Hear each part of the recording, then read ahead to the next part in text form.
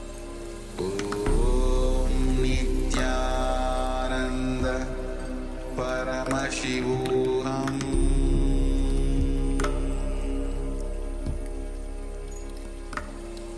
Om Nithyananda Paramashivoham.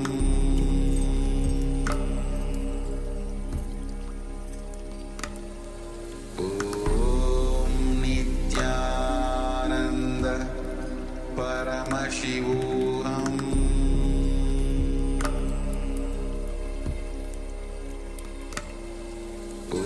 Om Nithyananda Paramashivoham.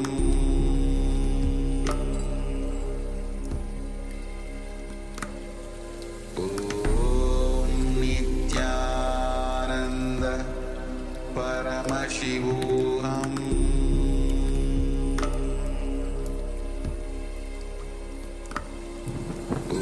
Om Nithyananda Paramashivoham.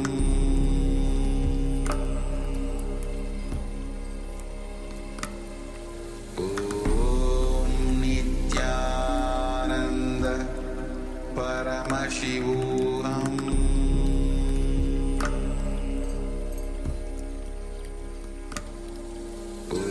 Om Nithyananda Paramashivoham.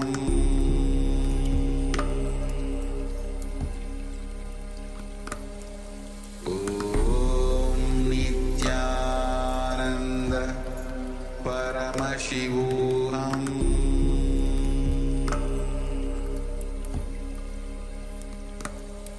Om Nithyananda Paramashivoham.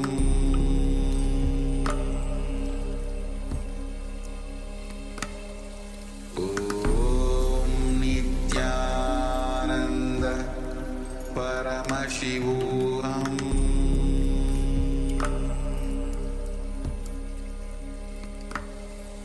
Om Nithyananda Paramashivoham.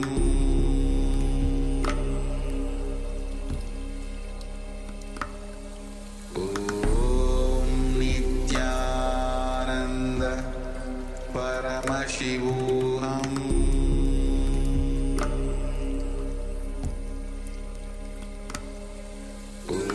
Om Nithyananda Paramashivoham.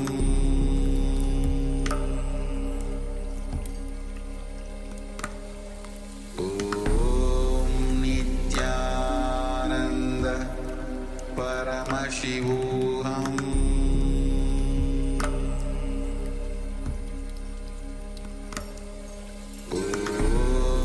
Nithyananda Paramashivoham.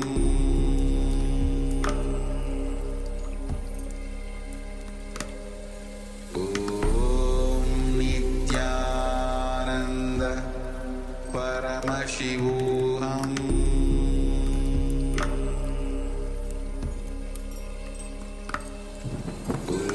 Om Nithyananda Paramashivoham.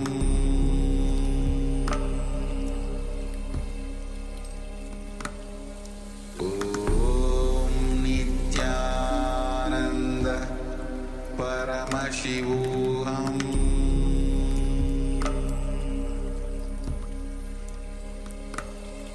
Om Nithyananda Paramashivoham.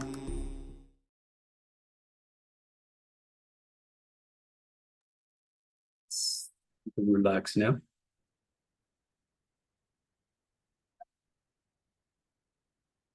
And now take a moment and take the second measurement of the object. The weight of the object that we had been affecting, reducing the weight.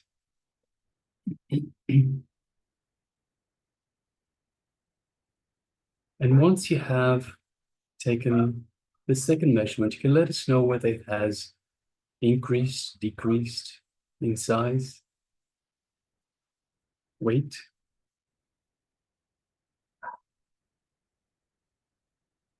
So whichever measurement method you used initially, use the same method again and compare the two measurements.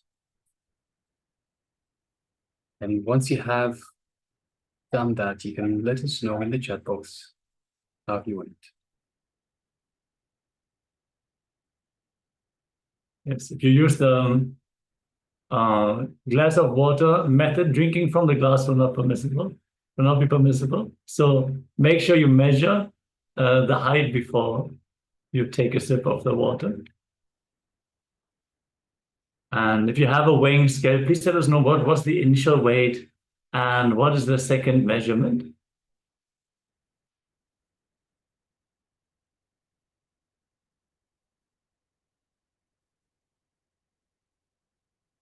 And if you would like to share, you can also share what is the object that you are manifesting this power on.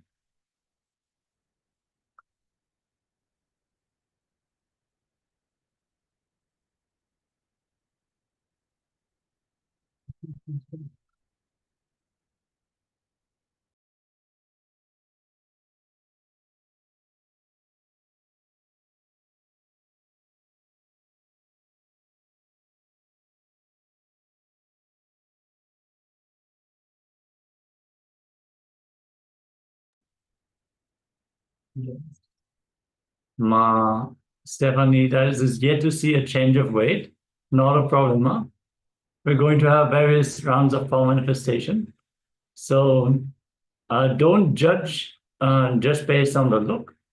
Power manifestation it happens from the will persistence, Ma. So just hold the space for power manifestation to happen, and you will see a breakthrough.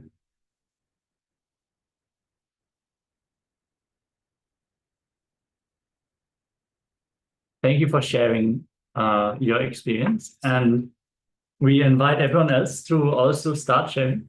Even if you are yet to see a change in the weight of the object, that is not at all a problem. It is all about manifesting oneness with Swamiji, manifesting oneness with Paramashiva. So this is our goal here. And once we are successful in establishing ourselves in that space, in that experience, that anubhuti, then the power manifestation will happen by itself. It will simply happen.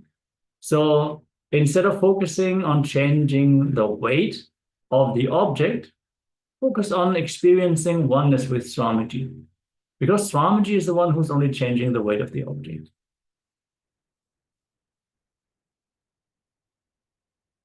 All right.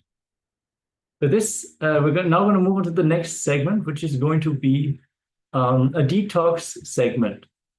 So Swamiji has put a lot of emphasis on the importance of detoxification, even in the context of power manifestation, to cleanse the third eye. And today's detox is Haritaki. So Ayurveda clearly describes that Haritaki is to be considered even more sacred than your own mother. Understand, Sanatana Dharma brings such a great emphasis on mother worship. The mother is so sacred. Mother worship, as Swamiji describes, is very seed of Sanatana Dharma. If only this one tradition, mother worship, can be kept alive, then Swamiji says the whole of Sanatana Dharma can be revived. And now Haritaki is told to be even more sacred than one's own mother. Haritaki does even more good to us than our own mother. We need to understand the weight of this statement in this context. So Haritaki is one of the very sacred herbs, and it is considered in various different traditions. Even in Buddhism, the healing Buddha is holding a bowl of Haritaki in one hand and has a plant of Haritaki growing to his left hand. So both hands are holding the Haritaki. we can see, is it 35.3 and 35.0? So the weight has reduced by 0.3 grams a year. So congratulations. We got 2 pictures from Chase Aya. Even though the pictures are very small, difficult to read. Oh, it works. 35.1. 35.1.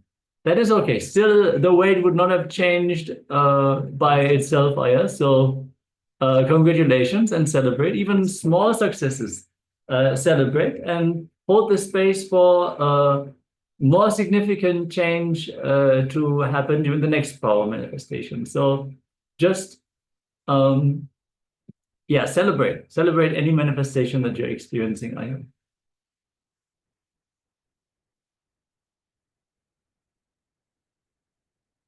So understand, when we worry, each worry becomes like a small bubble of ulcer in our intestine. Each worry, each small bubble of ulcer is not going to allow us to be in our optimal state. But by not allowing that psychological pattern or sediment to settle in our system, that is how Haritaki will work. This is how Haritaki works. You won't allow that psychological pattern, the worry, the bubble of ulcer, to settle in our system. So if you have Haritaki every day, this bubble of worry will not settle down even in the physical level.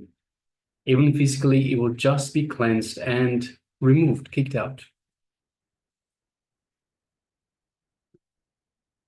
Now, there are many benefits to Haritaki powder, and we're going to name just a few. So Haritaki powder increases the oxygen level in your body, the oxygen level of the blood itself, for up to 300%, that is times 3. And Haritaki is known to increase the amount of energy that is spreading through your body. It has the mobilizing quality. So it allows energy to reach places which are difficult to reach.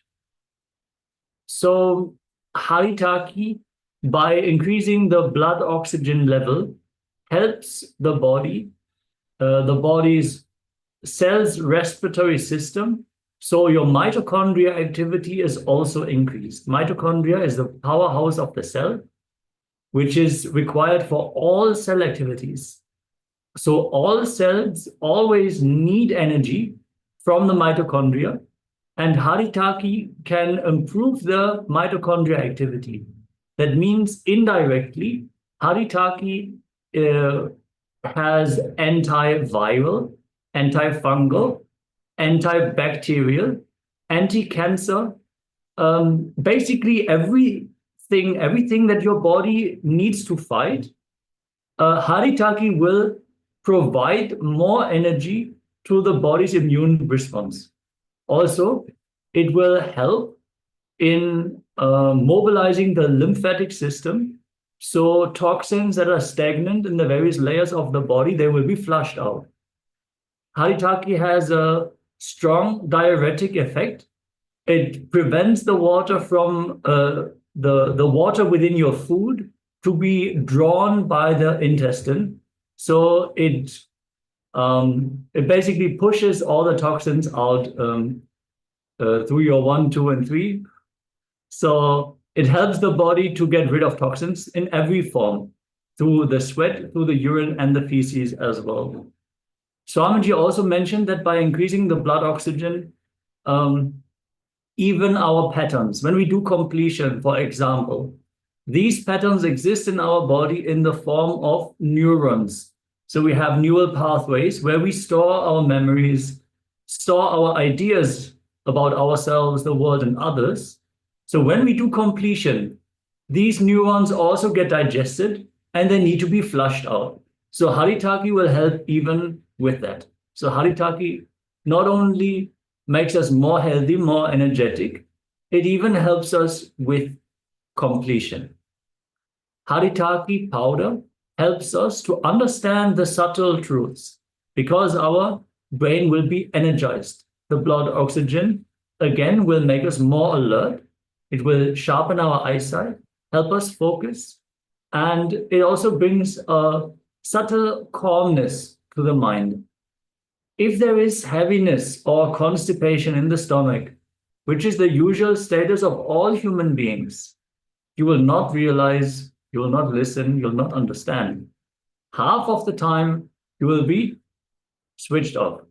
Haritaki will help cleanse the intestinal tract.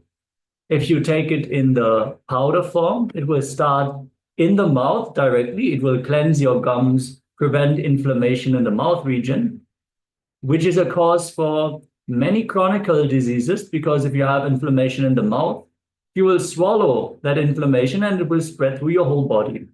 So if you take Haritaki in the powder form, it will have from the mouth to the exit point. It will provide healing for every step of the way in the intestinal tract. So Ma Miri is sharing, I'm taking all kinds of antibiotics. Can I take Haritaki as well? So I would suggest you ask a medical professional, but I don't see why not. I don't see why not. Haritaki does have a selective antibiotic effect. So certain bacteria are also not able to withstand Haritaki. And maybe the diuretic effect might reduce the powerfulness of the antibiotic, because it will prevent the body from taking all the liquid from the intestine. But since we are not certified medical professionals, we cannot give medical advice on a legal basis now. But yeah, so better check with your medical professional now. But Haritaki definitely has a selective antibiotic effect as well. All right, so how to take Haritaki? The best way is to take 1 full teaspoon with a glass of a little bit warmish water. So not cold, not hot water, just room temperature perhaps. If you can't swallow, then you can take Haritaki tablets. So there are Haritaki tablets that are available on the market. Just make sure that you read on the information, because we must make sure the tablets are vegan. So the casing itself for the tablets are vegan or plant-based, plant origin. Now, powder is best because it heals the gums, especially if you have bleeding. So when you take in powder form, it helps the gums as it goes through, goes down. So you have the powder, 1 full teaspoon with a glass of water. It washes out the entire mouth and it helps heal the gums as well. And it also helps with mouth smell as well. So it will kill the germs that cause the mouth smell as well. And of course, increased oxygen level, we already mentioned this 300%. That is 3 times increase of the oxygen level in your blood. And it just cleanses the entire system. The entire system is such a good herbal detoxification method.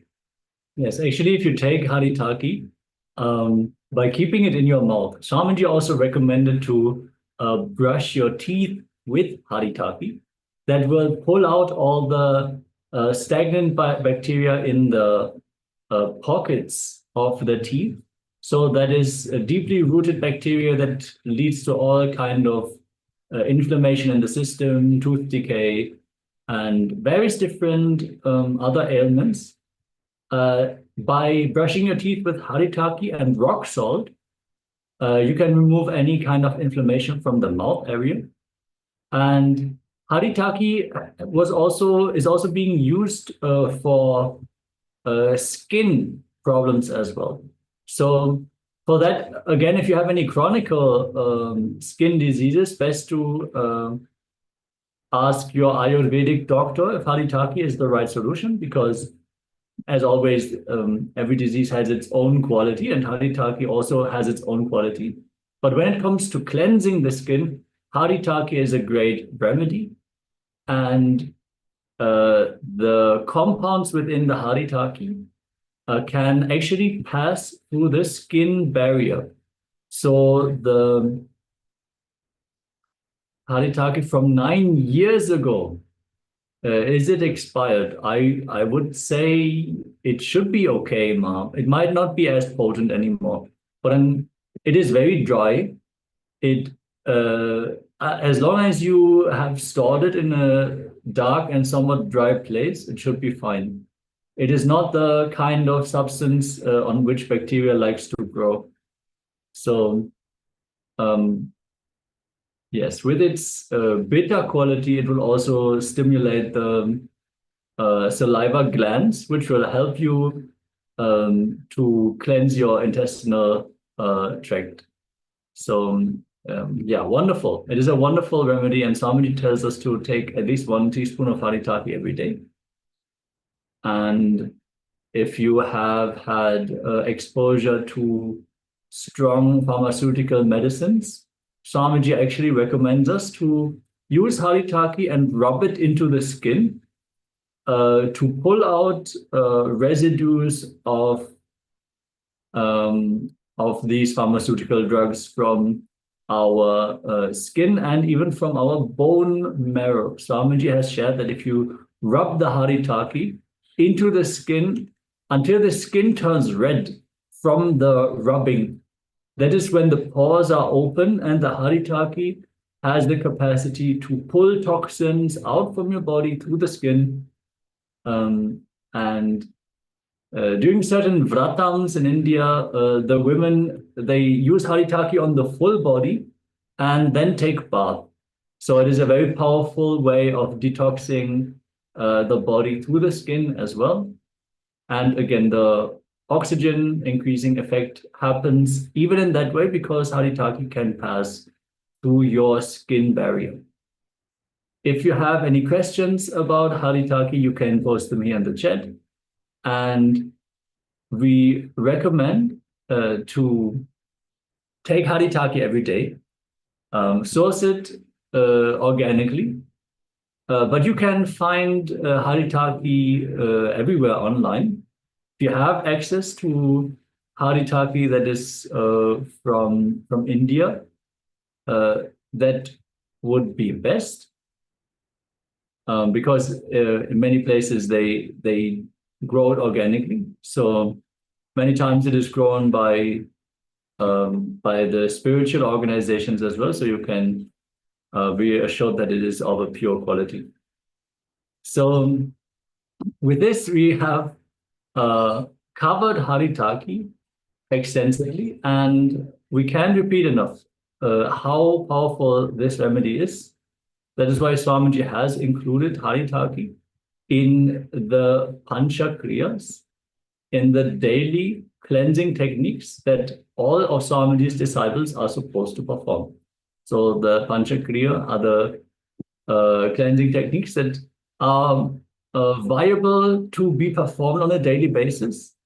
And having 1 teaspoon of Haritaki every night as the last thing that you consume is part of these Pancha Kriya.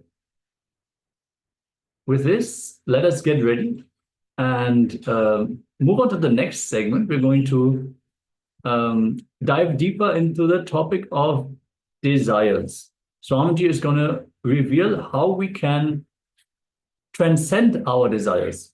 So from the angle of wealth, we need to understand that we are constantly driven, and we never settle down, we never take a step back and reflect. The greatest wealth that we can have is freedom, the freedom of choice. Yes, Ma, absolutely. We have good bacteria. Actually, a big part of our body weight is good bacteria. And Haritaki is selectively antibiotic. It is not killing everything. It is killing some of the bacteria. I think mitochondria is from mushroom originally, but I would have to check that myself now. But definitely it is a symbiosis that happened in the evolution. Okay. Yeah, thank you for your questions, Ma. And yes, let us now move on and learn how we can transcend our desires. Swamiji is going to shine the light on this very important aspect, how we can transcend our desires. So let's be in the space of listening and deep restful awareness as Swamiji is sharing these truths.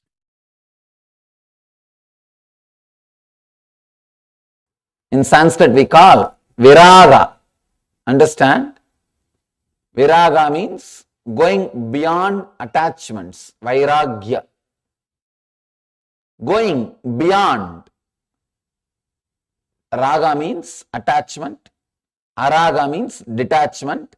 Viraga means going beyond attachment and detachment. Going beyond desires and desirelessness.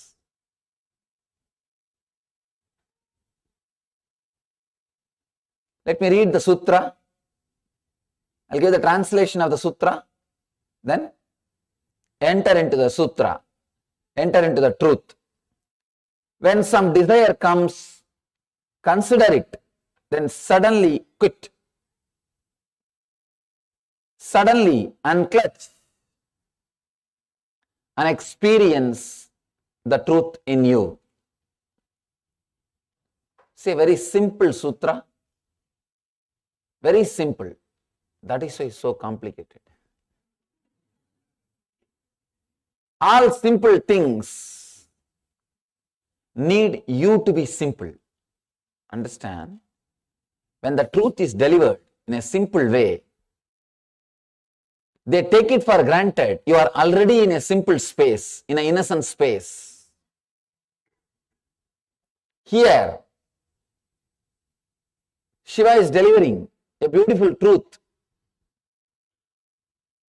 I can say this is essence of all spiritual literatures.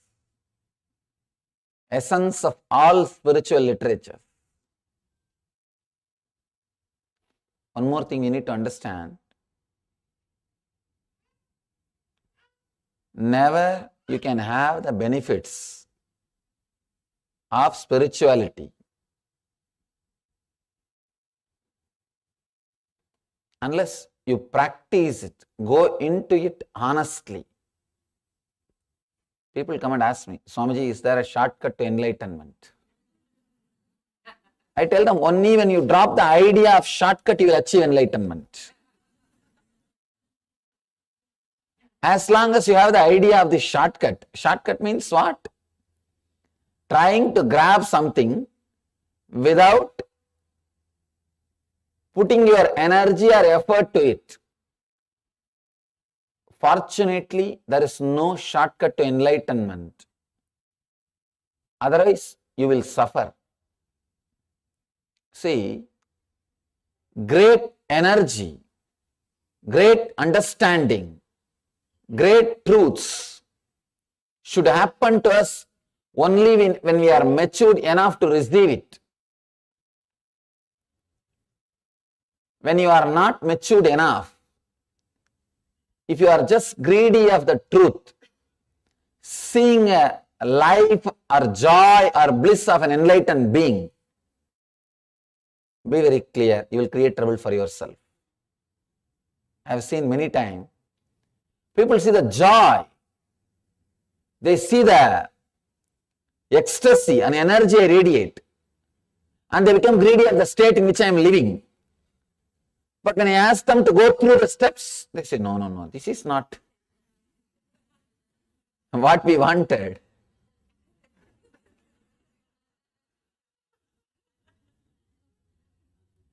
Understand? It's real fun.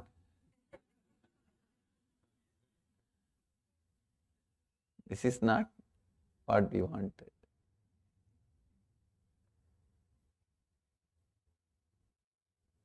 They think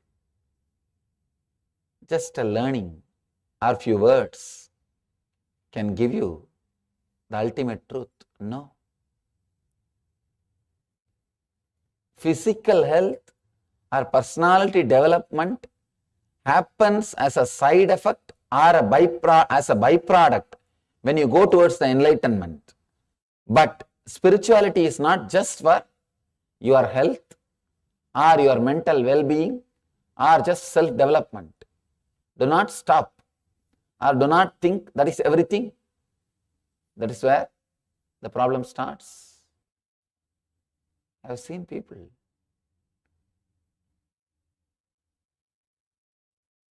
They see the space in which enlightened being is living, or the joy or the energy radiates, but they can't work to be in that space, to achieve that space. Spiritual growth cannot be extension of your being. There should be a complete unclutching between what you were and what you are.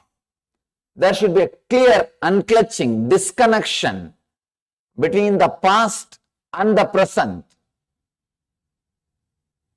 I have seen in the West many kinds of the self-development programs or the personality development programs becoming successful and popular. They became very successful and popular because they do not teach the true spirituality. They just do a little bit of cosmetic job, like a good cream for skin, or little bit of massage. That's all. And you feel good about it. But the true spirituality is not massage, operation. It is radiation. True spirituality, true enlightenment is straight away penetrating your being. Then you get frightened. Then you get frightened.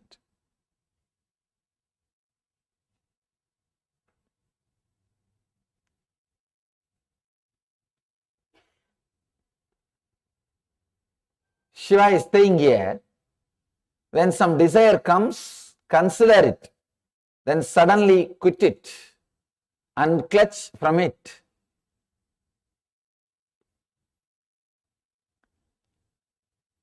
It's a very strong truth. Straight away he is telling, whenever a desire arises in you, consider, means just see, don't judge. If you judge they are wrong, you will not be able to drop. The moment you say something is wrong, unconsciously you have started enjoying it. Because from the young age, you are trained to enjoy which society says wrong.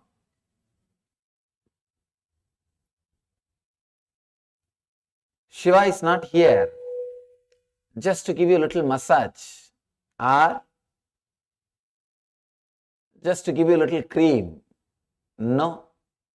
He is here to straight away transform your whole being. He will put his hand straight away on the tumor and remove it. He will straight away do the radiation. He is talking to disciple, not just to a visitor. Understand? Visitor is a person who feels greed towards the joy or the energy which Master radiates. Disciple is a person who is courageous enough to go through the process and imbibe the truth. Disciple is totally different from a visitor. Here, Devi is living with Shiva. She is a disciple. First, I should narrate the story of Devi, consort of Shiva. Then you will understand to whom these great truths can be delivered, who is qualified to receive those truths. Devi was born to a king called Himaraja. he was called as a Daksha Raja also.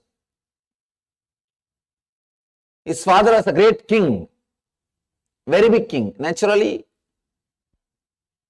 she lived a luxurious life, very luxurious life. But when she decided, I am going to stay with Mahadeva, stay with Shiva, she just decided, I am going to go and stay with him.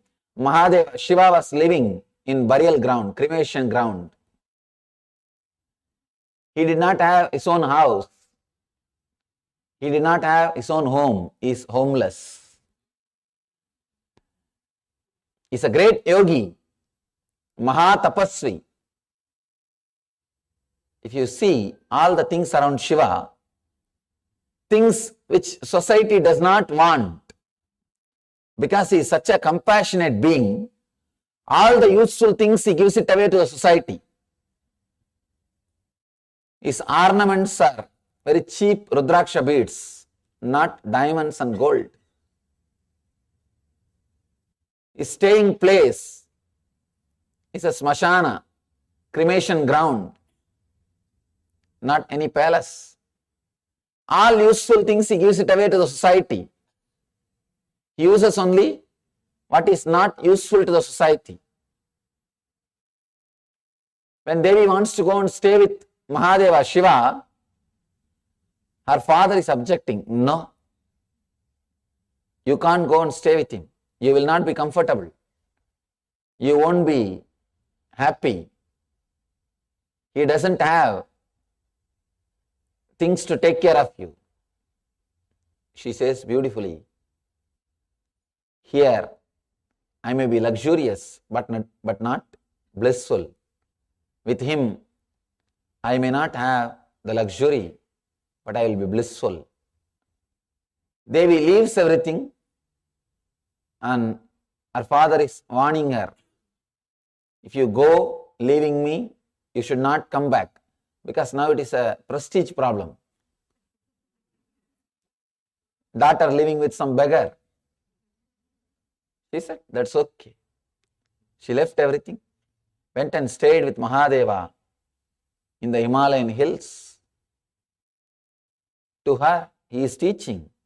That is why he is able to give the truth straight away. I always tell people, to receive the truth straight away, you need tapas, means austere life. You need to go through the penance. Only then truth can be shared as it is. See, truth presented to people who are just going to use that to develop a little bit of their life, like a lubrication. Nothing more than that. Just a lubrication, little bit of lubrication. They will go back to the same life and society and live in the same way. That is one kind of crowd. For them, you can't share the truth as it is. You will have to do different packaging. Just the way in which their greed can be awakened. They can be satisfied. But there is another one kind of a truth. We call that as Paramarthika Satya in Sanskrit. The ultimate truth, who are really seekers, and who are ready to go through the penance, who are ready to go through the austerity, who are really interested in transformation, not just consolation. I have seen many times people get inspired to enter into the spiritual life just because a little bit of solution which they experience in the beginning. No. I tell them no. Spirituality is not just life solutions. It is life transformation. It is life transformation. You radiating the truth will happen only when you are ready for austerity. only when you are ready for the truth, only when you are ready to leave what you think as you, only when you are ready to disconnect and clutch from what you think as you. When some desire arises, when some desire comes, consider it and then suddenly drop it, unclutch from it. Very simple. In one sutra, Shiva is finishing and he says, just be enlightened.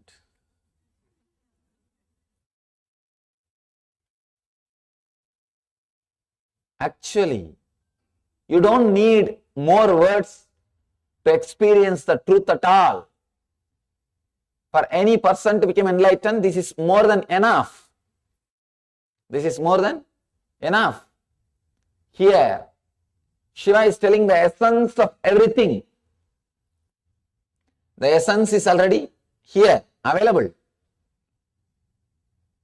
He says, when some desire comes, when some desire arises, unclutch. He is not telling, slowly do, little bit this. No Vishivashi. Straight away he is telling, when some desire arises, consider it. Consider it means witness it. Don't judge. Just see it. See. Then the moment you have seen it, unclutch from it. He is teaching pure renunciation. People may ask, how can it be possible? How can we renounce? Then suffer, nothing wrong. That's all. Simple. People come and ask me many times, renunciation is very difficult, Swamiji. How to renounce? I tell them, don't bother, then suffer. Then life will teach you two things. Either you learn from enlightened master or life will teach you. Life is going to teach you. If you learn from master, it will be a lot more easy because he will talk to you in the language which you can directly understand. Life, the language life speaks, you may not directly understand it. So it will give you strong punches. By the time you start realizing those punches, by the time you start interpreting and understanding the messages conveyed to you through the life, through the incidents in your life, the incidents which it is creating in your life, it will be too late. Understand? Either you learn from master directly, who is talking to you the same English in which you understand, the English in which you also communicate, you also relate. If you learn from him, it will be a lot more easy because you don't have to go through the painful experiences. Straight away. See, it's more like he has done a big research and development and he knows the truths of the inner software. Here he is ready with the software. Just download and start living it. But when you want to create your own software, of course you can. Then you have to live your life, go through the experiences. By the time you learn how to pick up the lessons from the experiences, how to interpret the experiences, you are ready to die. Life is over. Life is over. In Sanskrit, we have two words, Anubhava, Anubhuti. Anubhava means lessons you learn from the experiences. Understand? Anubhava means the experience, and learning lessons. For example, first you touch the charcoal fire and say, oh, charcoal fire will burn. Then you touch the cigarette fire. Oh, cigarette fire also will burn. Then you touch lighter fire. Oh, lighter fire also will burn. Like this, you touch all varieties of fire. By the time you understand all fire will burn, your body will be ready to be burnt. This is what we call Anubhava, learning through experience. It goes on and on and on. Next is called Anubhuti, learning from intelligence, learning from enlightenment. Example for this Anubhuti is, once you touch one fire and get burnt, immediately you realize, oh, all fire will burn.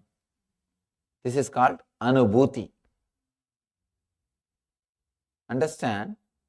Anubhava will demand, learning through experience will demand your whole life, painful.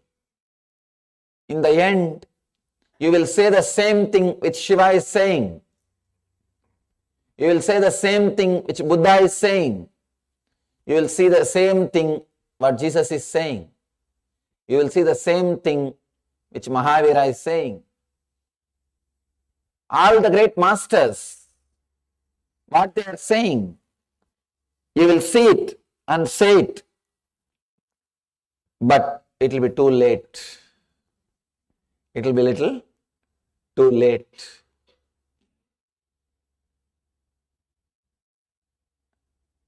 Somebody goes to Ramakrishna, a great enlightened being, lived in India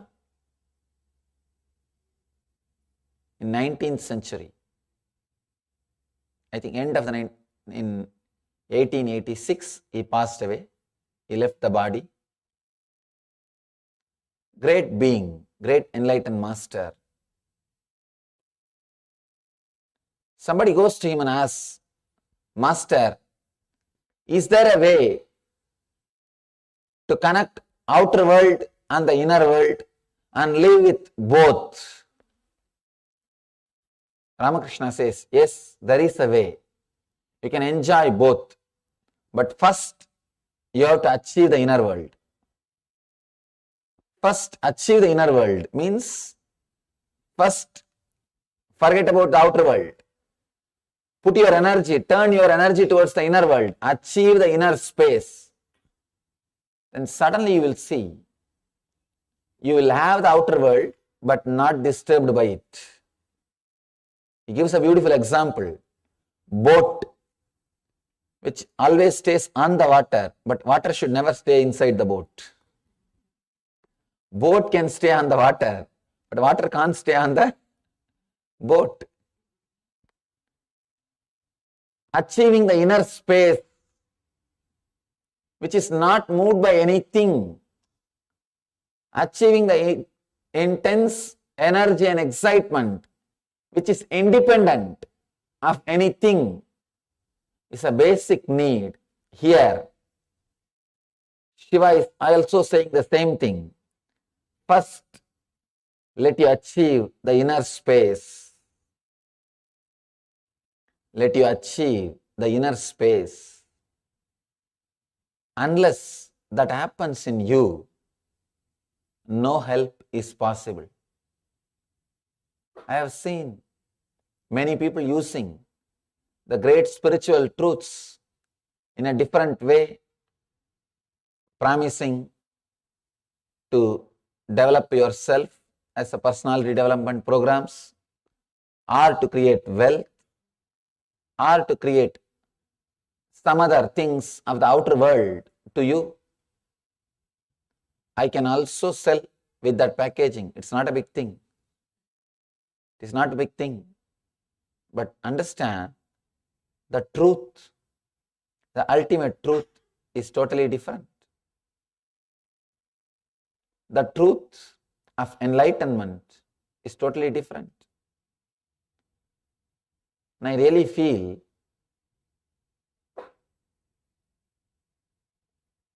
this happened because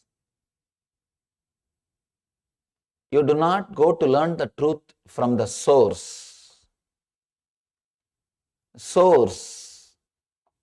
To reach the source, you need to walk up the hill. So you are now dependent on the bottled waters who are labeling it. No, it is from the source. It may be from the source. By the time they bottle it, label it, and bring it to you, enough corruption has happened. Enough of dilution has happened. Enough of pollution has happened. At least with water, we have some system.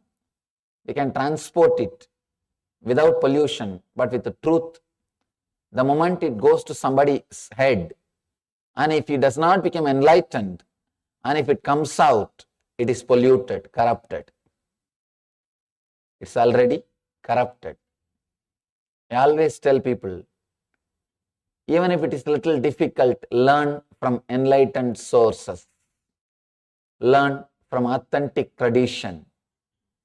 It will be little difficult. They will take little time. They will demand little austerity. They will demand little bit of penance, tapas. They will demand little time and energy and your attention. But you will reach the truth. You will achieve the truth. There is no instant packaging. There is no shortcut for enlightenment. Mahadeva is saying, when some desire comes, arises, consider it, then suddenly unclutch from it. He is not telling, cherish the desire, it's okay. No. He is saying, suddenly unclutch. Before even the mind starts arguing with you, should I unclutch or not? Suddenly unclutch. If you are arguing with the mind, you will never unclutch. I always tell people, don't think before you jump. If you think, you will never jump. See in your life, if you are thinking, you will never jump. You will jump only the moment you stop thinking. Only when you stop thinking, you will take decision. Don't think before you jump. People always tell, think twice before you jump. I say no. If you think, you will never jump. Here Mahadeva is telling, suddenly unclutch. Before even your mind becomes aware, unclutch. You are enlightened. There is a beautiful story. One lady goes to Ramakrishna, great master, and says, Master, my husband is threatening that he will become a Swami. He will leave me and go away. He will renounce the life and go away. Ramakrishna says, don't bother, never it will happen. She was very surprised. She says, no, he is talking very seriously. He is not just joking. Then Ramakrishna tells an incident. Like this, one guy was threatening his wife that I will go away, I will become a Swami, I will renounce and go away. Actually, this is a technique used by frustrated men in India to threaten women Now really, because in India, women are not economically independent. So if she nags too much, this is the way this guy will respond. So this guy says, I'll go away, I'll become a monk, Swami.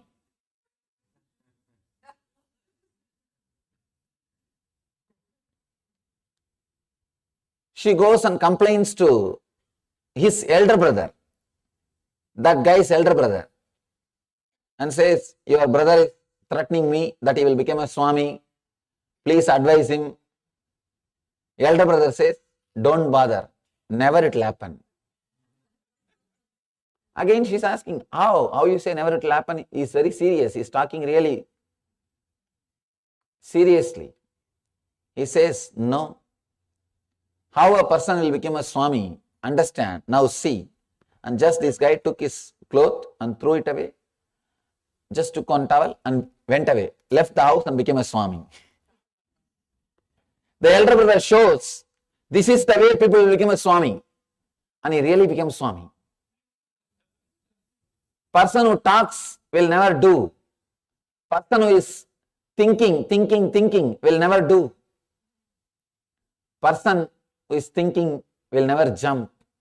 Ramakrishna tells this story and tells her, consoles her, don't bother, person who threatens will never move.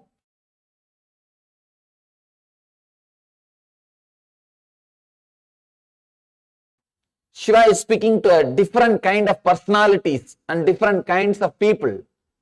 The today's technique is for a true seeker who is serious about enlightenment. I have seen different kinds of seekers who are very happy only to talk about it, never to work for it. Who are little courageous to take one or two steps but not to go with it. Very few guys, courageous ones, I call them Dhira.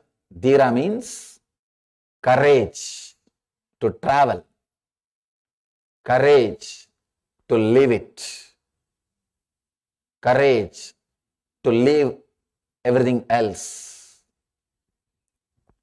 Today, Mahadeva is talking. Mahadeva is giving techniques for that kind of intelligent, energetic, courageous people. He gives techniques for all kinds of people. First level, who are just interested in talking, but not doing about it. Second level, who are interested in talking and taking one or two steps, but not more than that. And the true seekers. He gives techniques for every level. But this is the technique for the people who are tired of being cunning. If you are tired of being lazy, if you have suffered enough with your dilemma, if you have suffered enough with your mind, then this is technique for you. If somebody is, people come and tell me, Swamiji, what you teach is really wonderful, amazing truth. But how to practice? I am not so mature to practice these great truths as it is. Then I tell them, suffer a little more and come back.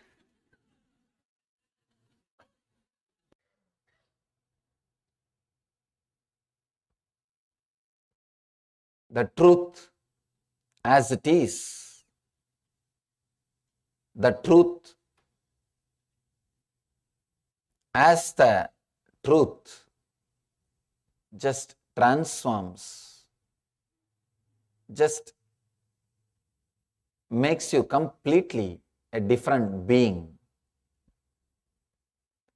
Whenever some desire arises in you, consider it, see it, witness it, understand it. Suddenly, before your mind is ready with arguments, unclutch from it. It's a very powerful technique. Very powerful technique. When you suddenly unclutch, a quantum jump will happen in you.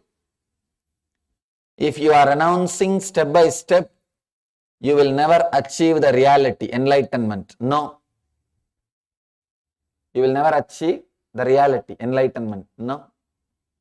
Step by step, never growth happens.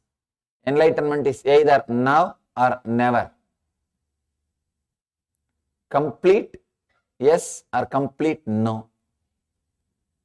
Never happens step by step, never point by point, never like a degree, no. Never like a gradual process. Powerful technique which you can use it every day. Even when you sit morning, if you feel the hunger or thirst, desire to drink water, food, just sit with the desire. Consider it. Don't say right or wrong. Just unclutch before your mind brings up any argument. You may ask, then I should not eat or what? That is secondary. When you are really hungry, when it goes beyond unclutching, you will simply eat. That is different. But this unclutching can surely reduce the number of times and the quantity which you eat.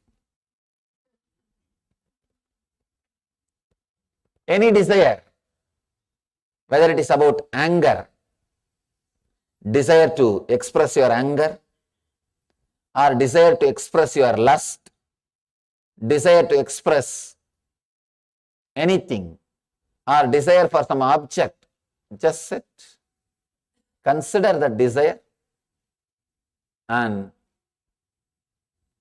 suddenly, before even your mind is ready, unclutch from it. Unclutch from it. Shiva is giving so many wonderful methods for so many different kinds of beings. The today's technique is for powerful, intense, courageous seekers who are tired of their same way of living, who are really tired of dilemmas, who have suffered enough with their mind, who have lived enough, and who understand the cunningness of their mind. This technique is for them. This technique is for those courageous, few living beings. Suddenly decide, when you consider a desire, suddenly decide that you will unclutch over and do not allow the arguments and just be with that unclutched space. See what happens to you. See what happens to you. Maybe now for a few minutes we can sit effortlessly and try how we are able to practice this, how we are able to internalize this. Understand, this technique is not even to be practiced every day. No. This is supposed to be practiced effortlessly, internalized effortlessly. Suddenly at one day, you will unclutch from the very desire of holding on to this body. You will just unclutch. Now, close your eyes for a few minutes. I'll guide you how to consider the desires and how to suddenly unclutch from it before your mind brings any argument. Please close your eyes. Sit in a relaxed way. If some desires are arising in you, maybe desire to open your eyes or desire to move your body, any desire, just see that desire. Don't judge. There may be so many desires. Do not witness. Do not judge. Do not say right or wrong. Do not suppress.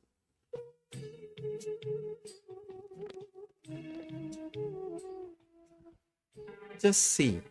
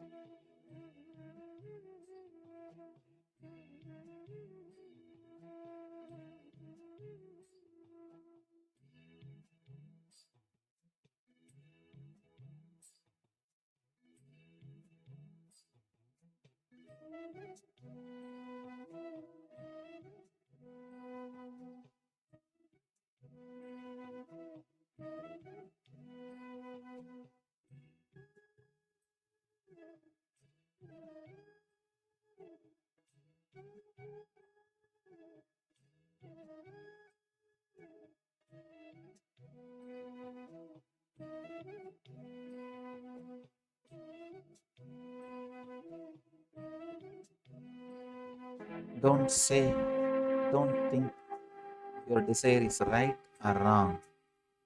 Just see it. Let your eyes be closed.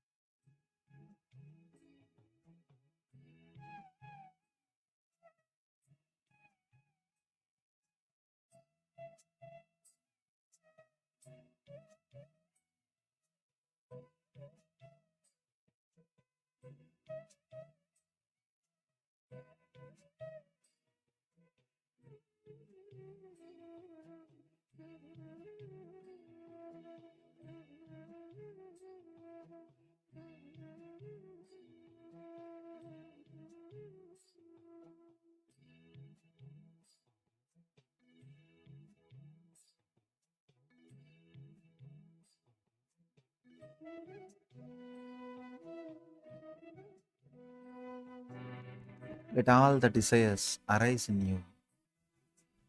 Don't suppress them. Don't judge them. Don't say they are right or wrong. Just let them happen.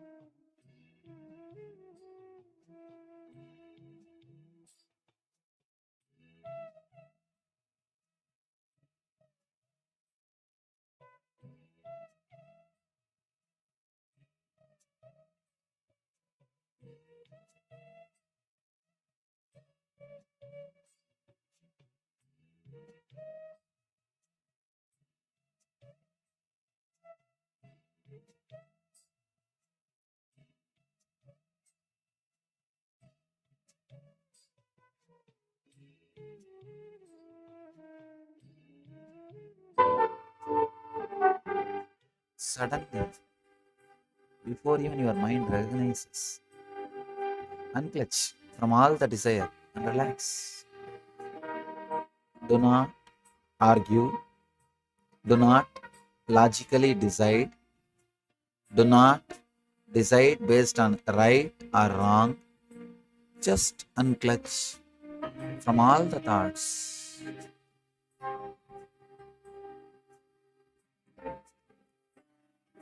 Let your eyes be closed. Just unclutch from all the thoughts.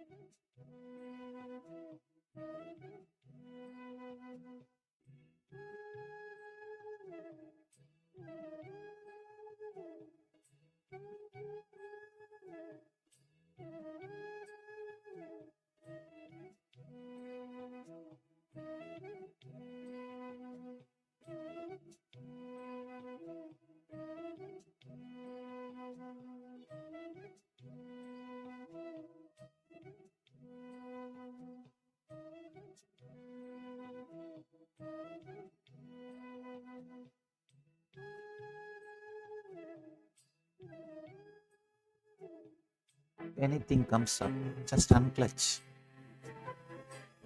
Just disconnect. Don't judge. Don't say it is right. Don't say it is wrong. Just disconnect. Unclutch.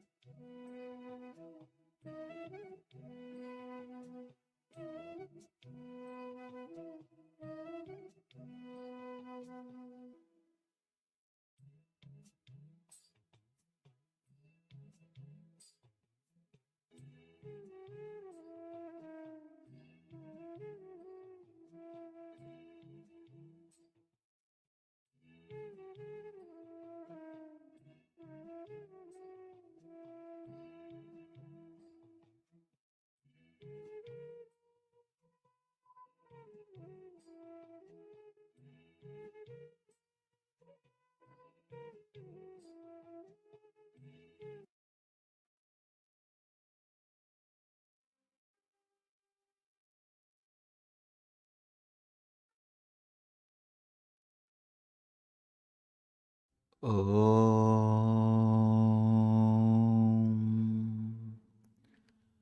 Nithyanandam. Relax. Slowly, very slowly. You can open your eyes. Try, whenever you are caught by strong emotions or strong desires, just sit with it. Don't judge. Don't say right or wrong. Consider it and suddenly unclutch from it without even allowing your logic to question, to come up. When you unclutch, you will see the truth in you.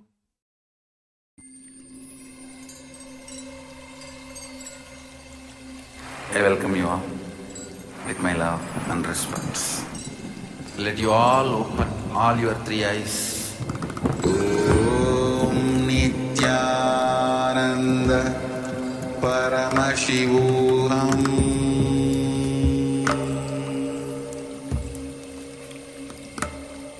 Om Nithyananda Paramashivoham.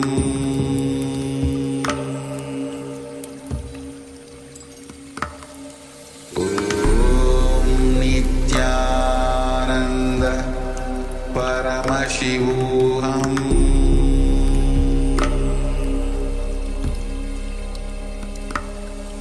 Om Nithyananda Paramashivoham.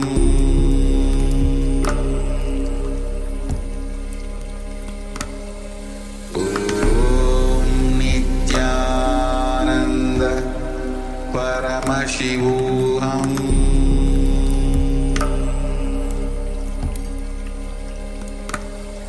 Om Paramashivoham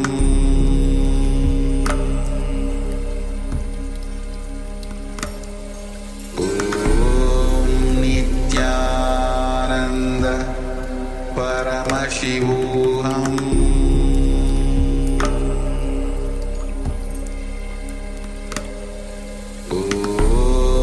Nithyananda Paramashivoham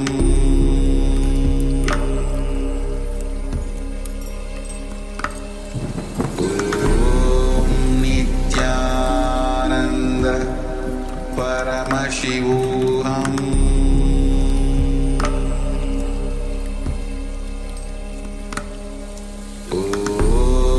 Nithyananda Paramashivoham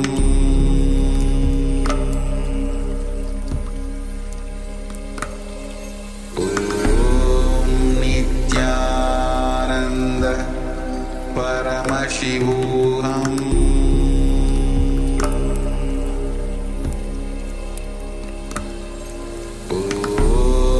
Nithyananda Paramashivoham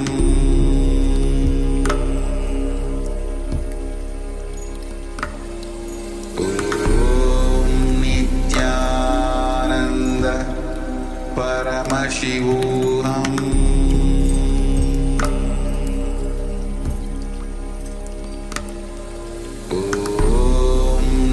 Nithyananda Paramashivoham Nithyananda Paramashivoham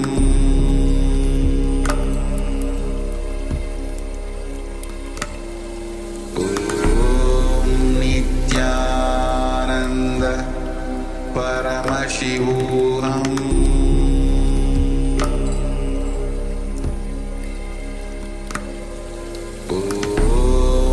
Nithyananda Paramashivoham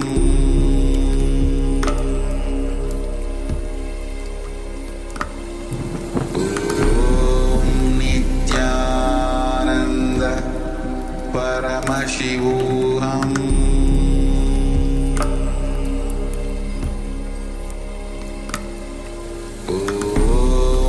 Nithyananda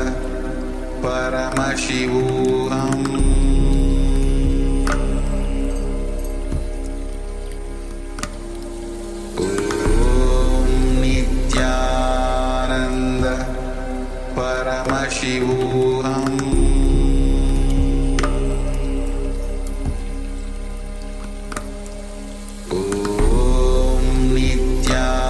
Nithyananda Paramashivoham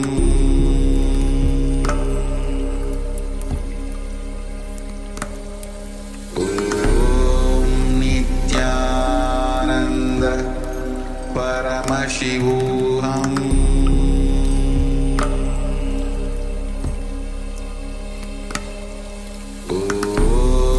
Nithyananda Paramashivoham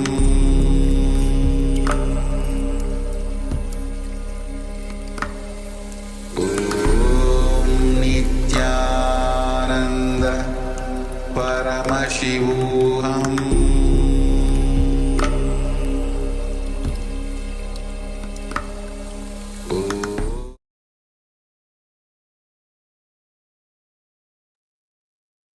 Yes, welcome back. So we had a wonderful revelation from the Supreme Pontiff of Hinduism on transcending your desires, and a wonderful meditation as well. Now let us move on to the power manifestation segment, and today we have the power of Lahima. We have reducing the weight of objects. So for this round, we will be decreasing the weight of any object made of metal. So requesting everyone that is seek objects made of metal that we can reduce the weight of. So once again, requesting everyone, let us reach out and find items made of metal that we can use for this round of power manifestation. And we will be affecting the weight of these objects. We're also requesting everyone to please switch on your cameras and be available in the camera frame. We have Ma Chen Xiao Fang, we have Ma Nithyananda, Ma Agora Swarupini, Ma Zhang Tzi Hao, Ma Vaidishwari, Ma Mahasatya, and Paramasatya. Yes. We have we have Wen Ji Tsing, we have Ma Suginana Swarupini, Ma Nyana Priya Nanda, Yuan Kai Wen, Luca Brundo Aya, Yang Huilan, Ma KAILASA, Ma Mili, Ma Mahabhairava, Yes. Welcome all of you once again. requesting everyone to please switch on your cameras. And yes, we welcome everyone that is here with us for this day 12 of Glimpses of Paramashivoham. All right, so once again, let us reach out and gather items made of metal that we can use for this. Yes, Stephanie, yes, that will do, and I do. Yes. Please, you So can use that metal, ma. let us gather metal objects that we will be reducing the weight of. So once you have gotten your objects ready, let us take a measurement, see if we can take a measurement of the weight of the object. So Stephanie, I'm not sure how you're going to take the weight of that and reduce it even further as well. So if you can find something that you can actually measure, Ma, that would be great.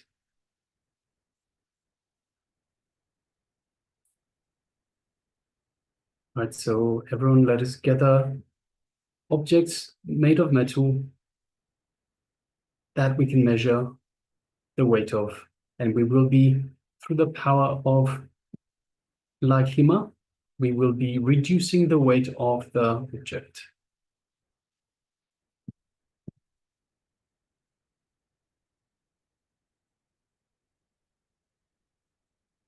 So the power of Laghima is power of the Maha Shaktis, which is the 8 great powers.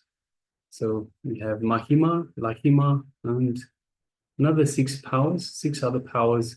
Mahima is increasing the size, Laghima is decreasing the weight. So in this one, we are decreasing the weight of the object. All right. So has everyone got the object ready? The metal object ready? If you have, just show us by way of a thumbs up.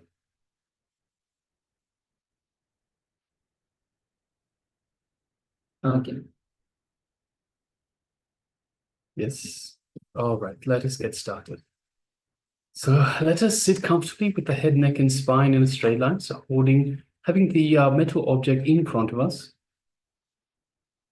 Sitting comfortably, head, neck, and spine in a straight line. Let us close our eyes. Let us bring our awareness to our inner space, our Ananda Gandha.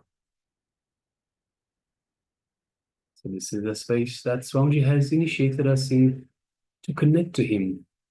So this is our space to be alone with the Master, alone with the Divine.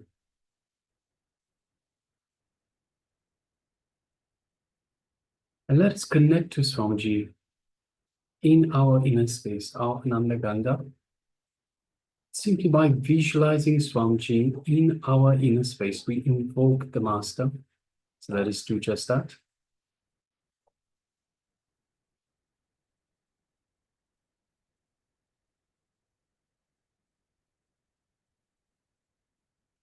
As we visualize Swamiji in our inner space, we feel warmth, tingling sensation in the Ananda Gandha.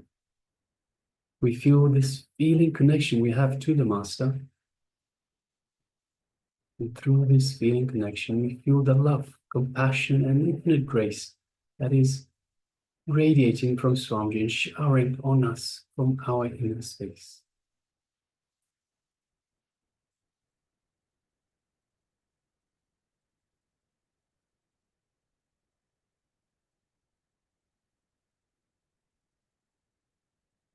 Let us bring our awareness to the space of oneness with Swamiji in our inner space. Feel the space of oneness. Be in that space of oneness with Swamiji in your inner space.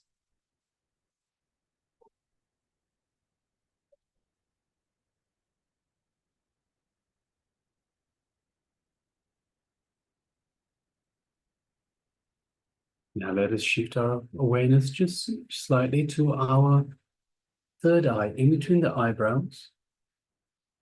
Let us not strain or concentrate, just gently gaze through our third eye into Swamiji's third eye. So let us visualize Swamiji in our third eye and gaze lightly into the Master's third eye.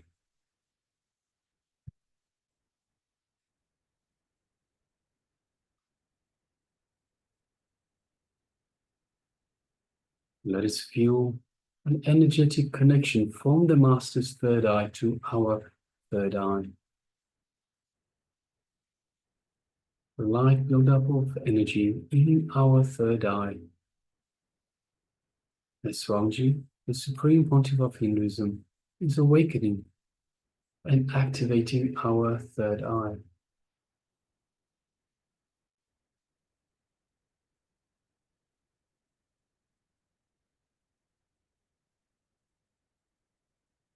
Just take a moment and feel all of that in your third eye.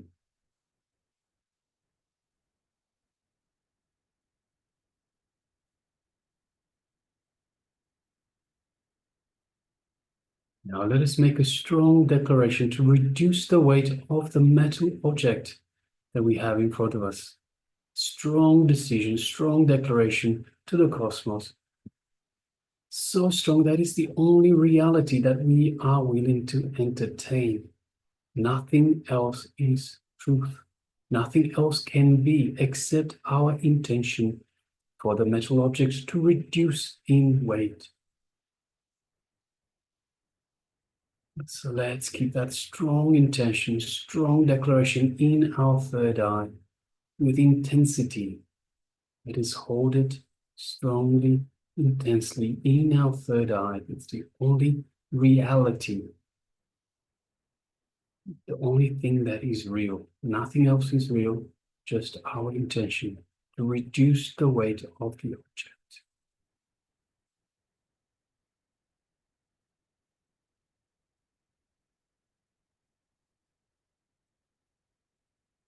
Now let us start chanting the Mahavakya to further connect to Swamiji and to the divine, through Swamiji to the divine.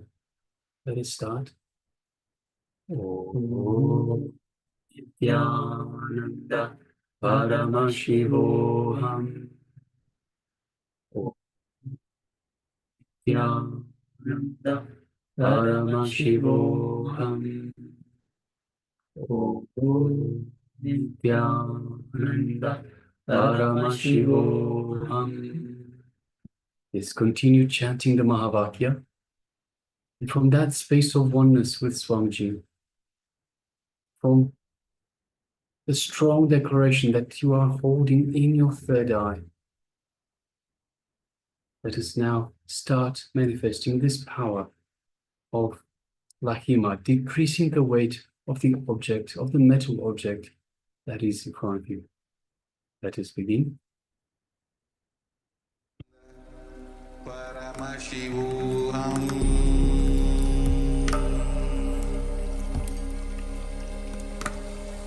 Om Nithyananda Paramashivoham.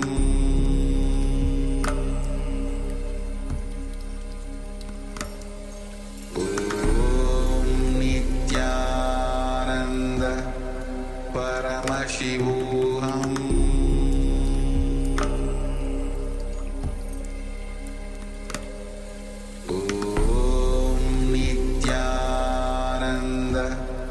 Paramashivoham.